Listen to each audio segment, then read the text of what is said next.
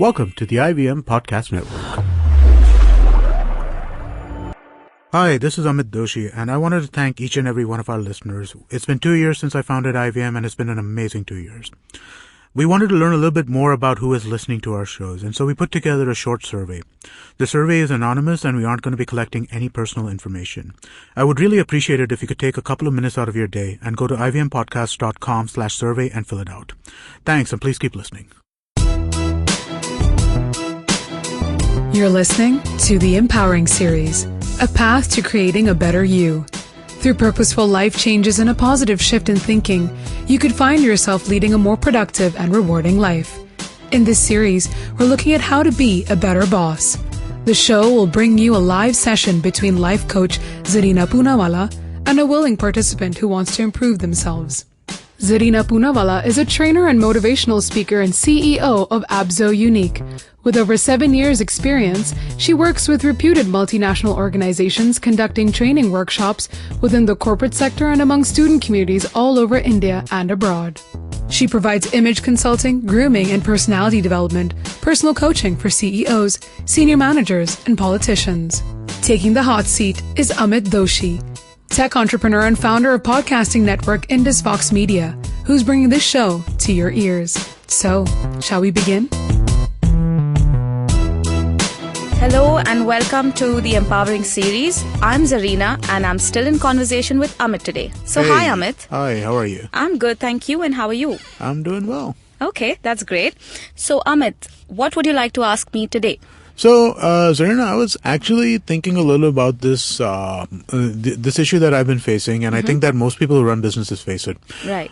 How do you differentiate between what is somebody being egoistic and somebody trying to maintain their own self-respect, right? Because, I feel like those two things blend into each other, and it's difficult to kind of separate to what degree these things should be, to what degree people should the difference between the two. How do you tell the difference between the two? That's an extremely interesting question to begin with, and a very popular one. Okay. Amongst most people. One that also goes unanswered. Right. All right. So let me start with telling you that there's a very thin line between these two. Ego and self-respect. I'd also want to use the word self-esteem here. Okay. When we say respect, we're talking about how we think about ourselves and how others think about us. Correct. When we're talking about self-esteem, we're also talking about the level of confidence in oneself, right? Right. Ego is this feeling in the sense of superiority, basically. Right, yes. This feeling like I'm the best and only I'm the best. Right. Whereas self-respect is even I'm the best, others are good too. Okay. Everyone's good and I'm doing my best, others are doing theirs. Right. Usually we get a little confused when it starts to get into our heads that we are superior, we have the power, and we make this mistake when we are startups or bosses or leaders. We think we know it all. Okay. That brings this egoistic attitude in the way we handle things, whereas self-respect takes a happy backseat and nobody even knows it exists anymore, basically. So usually I would define these two very, very simply. One is knowing that this is all it is. Okay. It's only me. Right. I. Okay. Which one would that be? It's Ego. easy to tell. Absolutely. And the other would be, I am good. Right. I am improving. Right. I'm doing my best. And so are others. So I actually think of self-respect as something more along the way where people are looking for affirmation outside themselves, right? When you because at least in the context that we use it in the Indian cultural context, right? The way that people talk about is I maintain my self-respect. I must maintain my self-respect. I must maintain my dignity. That's true. Yeah. And that to me, so that feels like it comes along. What you're saying is healthy, and I feel like I get that. That's something that should be there. Absolutely. But I feel like this attitude or this kind of feeling of self-respect plays on the same continuum as ego does. What you're talking about as ego. Absolutely. Like I said, there's a thin line between the two. Right. Giving you an example of that. When you have friends and you have colleagues, even family. Right. Sometimes you have a tiff, a fight. It might have happened in your younger days. It could happen when you're much older. Right. But you have a fight with somebody somebody close to you. You've gotten into a heated argument. Right. Now, you started the blame game. Somebody's, you're just mudslinging at each other. Right. In the process, you've forgotten who's wrong. Yeah. But you've stopped talking to each other. Yeah. Now, for how long, you have no clue. Right. Okay. Now, that's when you want to ask yourself this question, that is my ego better than or bigger than my relationship? Right. Okay. However, most people will not do that. Right. So in this situation, I think most people wouldn't answer that question honestly either. Yeah, they wouldn't. They would say that it's not, but then they would continue to behave as if yes. it is. For instance, that's when people confuse their ego and self-respect. Right. So when two people are having this dispute, all right, they want to tell each other that, okay, you know what, I'm right. So why should I apologize? Exactly. That's what it is, right? Right, That's what comes up. Absolutely. Yeah. So why should I apologize? Fine, don't. No problem. That's fine. But after a few days, maybe a couple of months, and if they're too stubborn, even years, right? Okay, somebody asks you, okay, why did you two even fight? You won't have an answer. Yeah. I mean, I don't even know. Right. When that happens, was there a point to this whole dispute, this conflict, this ego battle? Right. So no, I'm not saying that one needs to camouflage their ego with self-respect, because that's what people do. Right. Why should I say sorry? I was right. Yeah. He was wrong. So that doesn't work. What works is when you introspect a little bit, ask yourself, is this relationship important enough? Okay. Should I let it be? Do I need to get into an argument? Right. Can I stop the blame game from my end and just let things settle down? Okay. Do I have to prove a point to keep my ego in its superiority? So the answer to the question, the way you phrase it, is obviously you shouldn't have to do that, Absolutely, right? yes. But I feel like that's not the way that these issues present themselves, right? Because the way that they present themselves is the aggrieved party. Right. The person who is putting their ego, who is putting their ego at the forefront is... Nobody's a villain in their own mind. Absolutely right? not. So, I mean, they think that we are absolutely justified in this, and if you are not providing support for my thinking on this particular area, then that means you are against me. Right. Absolutely. So, and I feel like that's how this kind of issue presents itself. Yes. So, I understand what you're saying about, how we should try and avoid it before it happens. But what do you do when it does happen? Right. So, what happens is, I'm not going to tell you to eliminate your ego. Right. Okay? Ego is a part of us. Correct. As much as any other human emotion. Right. Like anger, happiness, sadness, anxiousness. So ego is an integral part of us. Okay. What you must learn to do is manage the ego after you're in the situation. Right. Okay? Managing the ego is not a huge task like most people would think it is. It all starts with a little bit of self-introspection, Amit, and that's what people fear.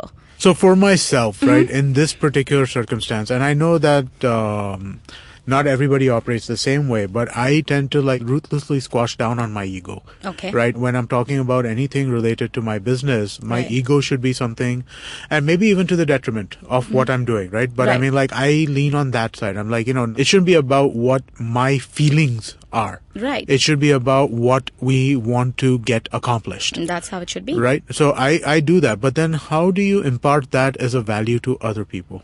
All right. So first and foremost, what we're talking about here is two different things. Okay. We're getting to the management of your ego, and we're talking about valuing people. Right. So when you're talking about valuing people, the first thing one does with a superiority complex, okay, when they're egoistic to the elevated level, they need to detach themselves from self-absorbment.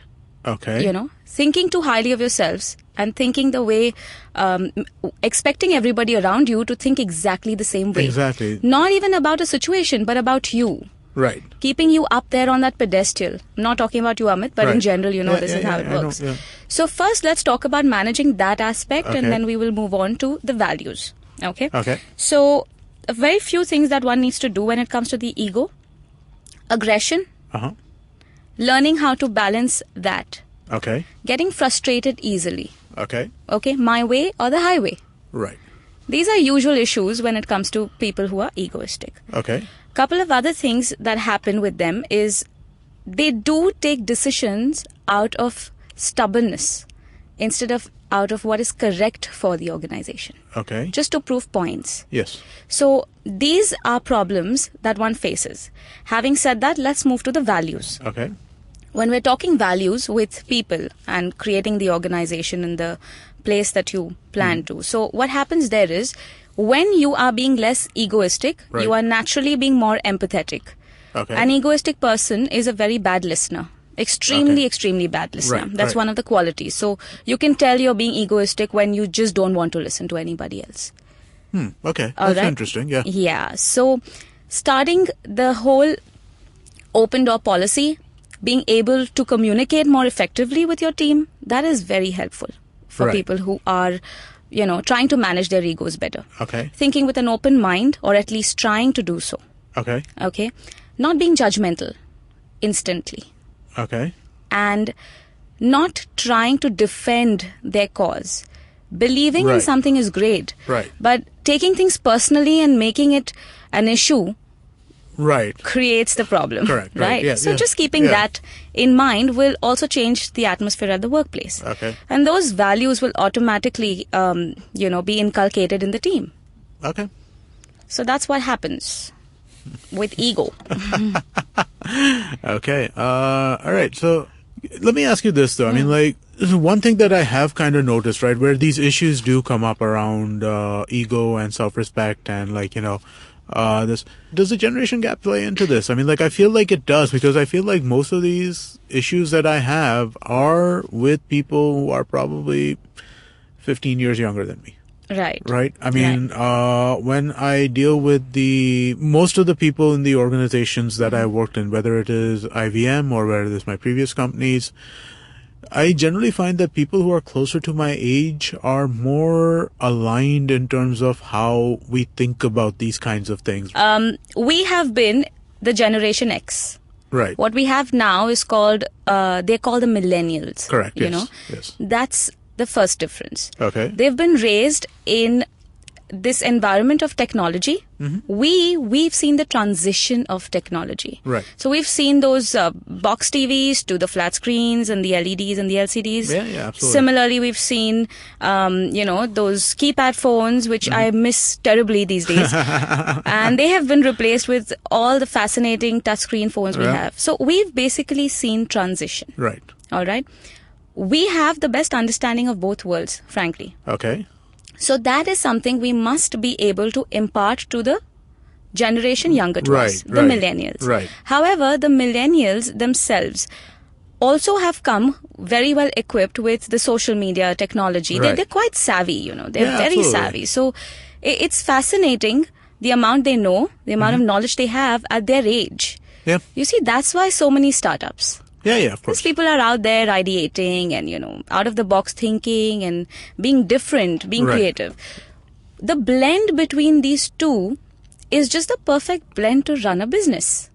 Okay. The blend between the transitional age. Right. Okay, when I say age, I don't mean we're ancient, but just with this new generation, which is grown and they're the millennials. So what happens is, if we can impart what we know to them and learn in return from them, it changes the way we look at things. Yeah, okay, that's fair. All right. So the first thing is understanding what we can give and understanding what we can get between these two generations. In terms of communication, in terms of knowledge, experience. I mean, we do have experience. All said and done. I mean, that doesn't change. No, that doesn't change. So we've got a lot to share too. Yeah. No, of course. We've got the patience which the newer generation definitely needs. Yeah, I think that's one part. That's definitely there. Everything is now. Yeah, it's absolutely now, and there's everything no just needs idea of okay, do this for long-term growth. Absolutely. I can't believe these guys right now complaining about kids. It sounds so ridiculous. But hey, okay. No. There's no complaint. The thing is, we need to understand. All of us have our pros and cons. Okay, the generations before us did too. Yeah, of course. And they must have thought the same way about us. Absolutely, they did. Of course they did. So naturally, I think it's a part and parcel of the whole. The fact that they thought that is the reason why I'm so shocked that I think that today. But every generation is going to be different, and every generation is bound to think so. Right. The only thing we can change about it is the way we accept change. Okay. The way we accept that, yes, this is how it works in the new age. Right. We need to get that right too. And they need to accept that this is how experience talks. This is how people who have done some things without the help of or dependence of technology, they talk like this. They've built businesses from scratch without really having all those, different aids and equipments we have today. So there is a lot to learn from them too. When we can just meet at a communication point through this generation gap, I think we will actually all be quite fulfilling, in our jobs, because we learn too much. No, that makes sense. That does make sense. All right, let me ask you one last question about this, right? I mean, on the spectrum of ego versus self-respect that we've been speaking about, right? And even, when conflicts do arise because of these issues, how should one go about managing these conflicts, right? I mean, because they keep happening. All right. I'm going to shorten it down for you into 4 A's. Okay. All right. You either accept. Okay. Adjust. Okay. Alter. Okay. Or avoid. Okay. So what you do in a conflict is usually, first and foremost, dealing with the egos is the problem, like we've been discussing. Yes. Accepting somebody's ego is not the right thing to do. Don't think so. No, not at all, because we're feeding them. Yeah, you need to starve your ego, not feed it, basically. Yeah. So accepting somebody's ego is the worst thing to do in a conflict. But at the same time, making sure that you are able to alter the situation without being very tactful, actually, without making it difficult on your team, on yourself. That is the key. How one can do that is basically first and foremost by listening, like I said. Comparing people with each other is a bad idea. It creates a lot of insecurities. People are different, people are different. They come from different points of this. I get that. Even if there are 2 people in the same team doing the same job, sometimes one's better than the other at something and someone's not. So usually the comparison is not you. The comparison is in their minds. Okay. They see themselves as competition to each other, irrespective of what you say. Okay. All right. So we need to help them to starve their egos and feed their self-respects by giving them some appreciative words. Okay. All right. Listen them out and then help them make a call with their decisions. Don't get aggressive when they get aggressive. Okay. Yes, you may get very tempted to be on the upper hand because you're the boss. Right? Because you obviously wouldn't like to take it sitting with somebody coming up and saying whatever they want. So that's when your ego will be tested. Okay, fair enough. So what you will have to keep in mind is just patience. All right, a lot of patience. Think and respond. Okay. Think, respond, repeat. Think, respond, repeat. Okay, that makes sense. Basically take a step back. Just take a step back. Take it easy. Don't be impulsive, because handling people and handling conflicts usually becomes difficult out of impulse. Okay. When one is doing a certain amount of thinking and taking things easy, all right, it can be taken care of. It can be managed very, very beautifully. Okay. So yes, like I said, just make sure that you feed your self-respect and starve your egos at work. Okay. That'd be a good idea. All right, cool. All right. That was an episode from the Empowering series, How to Be a Better Boss, as they talked about ego versus self-respect. Next week, Zarina and Amit will look at the problems faced by startups. For more information, find IBM Podcasts on Twitter, Facebook, and Instagram. Hey man, just help me out, man. I need some podcasts, man. I haven't had a fix in a week. Just need some. Don't you worry about it. I got podcasts galore for you, man. Just go to ivmpodcast.com. You can also find us on Facebook, Twitter, and Instagram. Thanks, man. I'm gonna check it out.